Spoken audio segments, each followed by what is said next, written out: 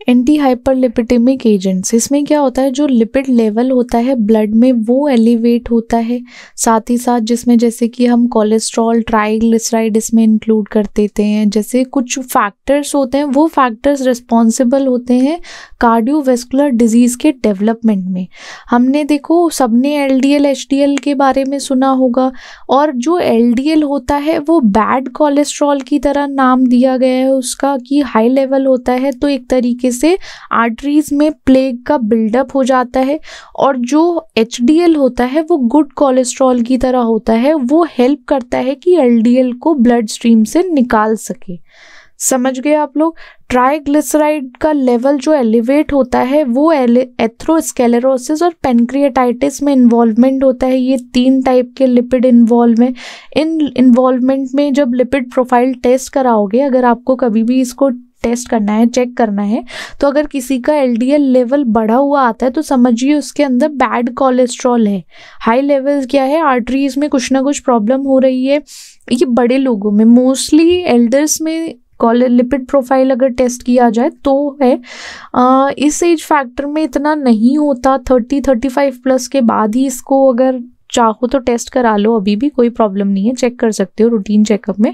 HDL good cholesterol है, वो help करता है एलडीएल को निकालने में, एलडीएल कोलेस्ट्रॉल को ब्लड स्ट्रीम से निकालने में हेल्प करता है। ये हो गया कॉजेस। कुछ जेनेटिक फैक्टर्स होते हैं, आपकी डाइट रिस्पॉन्सिबल होती है, लाइफस्टाइल सेडेंटरी बिहेवियर है, ओबीस है, उसकी वजह से भी ये हाइपरलिपिडीमिया हो सकता है। कुछ पर्टिकुलर मेडिकल कंडीशंस होती हैं, वो कोरिलेट करके एग्जिबिट करती हैं ये सारा हाइपरलिपिडीमिया को। सिम्टम्स ऐसे कुछ एसिम्टोमेटिक है, इसमें सिम्टम्स नहीं पता चलते। आप इसको अगर डायग्नोज करना है, इसके बारे में पता करना है, तो ब्लड टेस्ट कराओगे तो उसके थ्रू पता चल जाता है। सीवियर केसेस में क्या होता है, सिम्टम्स जो कार्डियोवैस्कुलर डिजीज के हैं, जैसे चेस्ट पेन है, स्ट्रोक है, वो सिम्टम्स आ सकते हैं, बट उससे कंक्लूड नहीं हो पाता कि ये पर्टिकुलरली हाइपरलिपिडीमिया की कंडीशन है। वो ब्लड टेस्ट से पता चल जाती है इजीली। अब कॉम्प्लिकेशन क्या होती है, एथेरोस्क्लेरोसिस हो सकता है, नैरोइंग हो सकती है, आर्टरीज हार्डन हो जाती हैं। कार्डियोवैस्कुलर डिजीजेस में हार्ट अटैक्स के चांसेस, स्ट्रोक्स के या पेरिफेरल आर्टरी डिजीज के चांसेस जो होते हैं वो कॉम्प्लिकेशन बढ़ जाती हैं। मैनेज कैसे कर सकते हो, आप अपना डाइट मेंटेन रखो, साथ ही साथ एक्सरसाइज करो, रोज वेट को अपना मैनेज करो। ये नहीं है कि वेट बढ़ता जा रहा है। स्मोकिंग सेसेशन, वो तो देखो सबसे सीवीएस की बात की थी कार्डियोवैस्कुलर की, वहाँ तो ये चीज़ इंक्लूडेड है कि नहीं होनी चाहिए। मेडिकेशन है, जिसमें मेडिकेशन में आप स्टेटिन्स ले सकते हो, फाइब्रेट्स हैं, बाइल एसिड सीक्वेस्ट्रेंट्स हैं, और बहुत सारे और लिपिड लोअरिंग एजेंट्स हैं, उनका मैनेजमेंट में यूज़ किया जाता है। एंटी हाइपरलिपिडेमिक एजेंट्स जो होते हैं वो मेडिकेशन ऐसी डिज़ाइन की गई हैं जिससे कि जो एबनॉर्मल लिपिड लेवल है ब्लड में उसको मैनेज किया जा सके, उसका लेवल कम किया जा सके, जिसकी वजह से वो अदर रिस्क जो होने वाले हैं, जैसे एथेरोस्क्लेरोसिस के या कॉर्नरी हार्ट डिजीज़ के, कोई भी सीवीएस से रिलेटेड है उसके इवेंट्स को, सबका वहाँ पे एक तरीके से हेल्प आउट करता है। उन इवेंट्स को नहीं होने देना, उनका जो रिस्क है उसको रिड्यूस करने के लिए एंटी हाइपरलिपिडेमिक एजेंट्स को यूज किया जाता है। पैथोफिजियोलॉजी जो है हाइपरलिपिडीमिया की, उसमें एलिवेट होता है लिपिड का लेवल, जैसे कोलेस्ट्रॉल, ट्राइग्लिसराइड ब्लड में बढ़ जाता है। उसकी वजह से क्या होता है, फैटी एसिड का डिपोजिशन होना शुरू हो जाता है आर्टरीज में। और एथेरोस्क्लेरोसिस की बात करें तो क्या होगा, नैरो हो जाती हैं आर्टरीज, हार्डन रहती हैं, जिससे कि चांसेस हैं हार्ट अटैक हो सकता है, स्ट्रोक के चांसेस हो जाते हैं, पेरिफेरल वैस्कुलर डिजीज के चांसेस होते हैं। क्लासिफिकेशन जो है एंटी हाइपरलिपिडेमिक एजेंट्स में फाइब्रेट्स हैं, स्टेटिन्स हैं, बाइल एसिड सीक्वेस्ट्रेंट हैं। फिब्रेट्स में क्या होता है, ये पैरोक्सिम्स को एक्टिवेट करता है, जो हमारे PPAR अल्फा है ना उसको एक्टिवेट करेगा, जिसकी वजह से ऑक्सीडेशन इंक्रीज हो जाएगा फैटी एसिड का लिवर और मसल्स में, जो रिजल्ट करता है कि ट्राइग्लिसराइड का लेवल कम हो जाएगा इतने लेसर एक्सटेंट से, जिसकी वजह से HDL कोलेस्ट्रॉल इंक्रीज होगा। HDL का काम क्या है, है जो बैड कोलेस्ट्रॉल है उसको ब्लड स्ट्रीम से निकालने का। इसमें जो कॉमन ड्रग यूज होती है वो क्लोफिब्रेट है। इसका पर्टिकुलर यूज कहाँ किया जाएगा? ट्राइग्लिसराइड के लेवल को कम करने के लिए और एचडीएल कोलेस्ट्रॉल को बढ़ाने के लिए।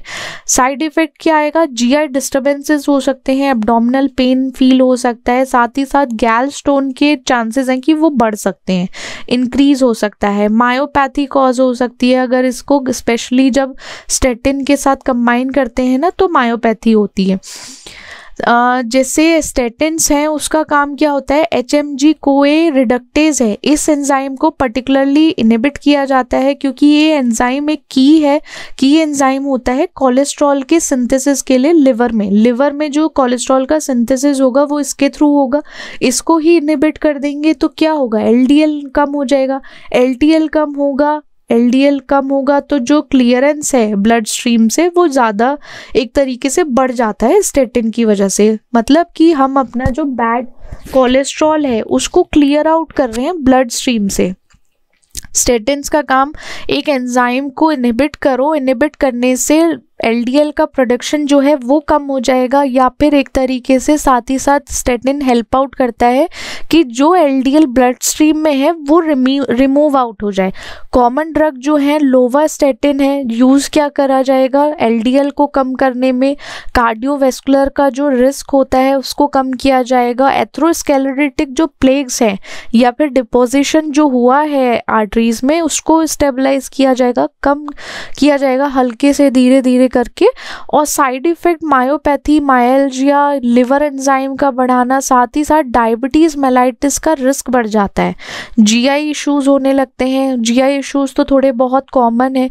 अब जैसे बाइल एसिड सीक्वेस्टरेंट है, उनका जो मैकेनिज्म ऑफ एक्शन है ये बाइल एसिड से बाइंड हो जाते हैं इंटेस्टाइन में जाके। पर्टिकुलरली यहाँ जाकर ये बाइंड हो जाएंगे, क्या करेंगे? इनका रीएब्जॉर्प्शन को प्रिवेंशन करेंगे। साथ ही साथ जो लिवर है वो रिस्पॉन्ड करेगा कोलेस्ट्रॉल को एक तरीके से बाइल एसिड में कन्वर्ट करने में, कि कोलेस्ट्रॉल बाइल एसिड में कन्वर्ट हो जाए और कोलेस्ट्रॉल का लेवल जो है वो कम हो जाए। ये हमारे बाइल एसिड सीक्वेस्टरेंट है। सीक्वेस्टरेंट से याद रखो कि वो बाइंड होके उसको कम करने की कोशिश करते हैं, कन्वर्ट करके कोलेस्ट्रॉल को बाइल में। कॉमन ड्रग जो है कोलेस्टायरामाइन है या कोलेस्टिपोल है, इसको पर्टिकुलरली यूज किया जाता है जब भी HDL का लेवल कम करना हो या ट्राइग्लिसराइड्स को कम करना हो और HDL को बढ़ाना हो तो बाइल एसिड सीक्वेस्टरेंट को यूज कर सकते हैं। साइड इफेक्ट वही है, जीआई डिस्टर्बेंस होंगे, इंटेस्टाइन में थोड़ा बहुत चेंजेस आ रहे हैं क्योंकि उसका एब्जॉर्प्शन रोकना है ना वहाँ पे, कि वहाँ पे बाइल एसिड बाइंड करेगा तो रीएब्जॉर्प्शन नहीं हो पाएगा। रीएब्जॉर्प्शन नहीं होगा तो जीआई डिस्टर्बेंसेस कहीं ना कहीं देखने को मिलेंगे। कॉन्स्टिपेशन, ब्लोटिंग हो सकता है। साथ ही साथ जो एब्जॉर्प्शन हो रहा था फैट सॉल्युबल विटामिन्स का, जिसमें हमारे ADEK है, वो उसमें इंटरफेरेंस होगा, बाइंड करेगा दूसरी मेडिकेशन के साथ से, तो एक तरीके से इसकी एफिकेसी में रिडक्शन आ सकता है। अब ये पर्टिकुलर चार्ट है, आपको याद करना है एंटी हाइपरलिपिडेमिक एजेंट्स के बारे में, तो इस चार्ट से एक आपको शॉर्ट समरी मिल सकती है। शॉर्ट समरी के लिए आपको जल्दी जल्दी में अगर याद करना है तो आप ये सारी टेबल्स को याद करके जाना।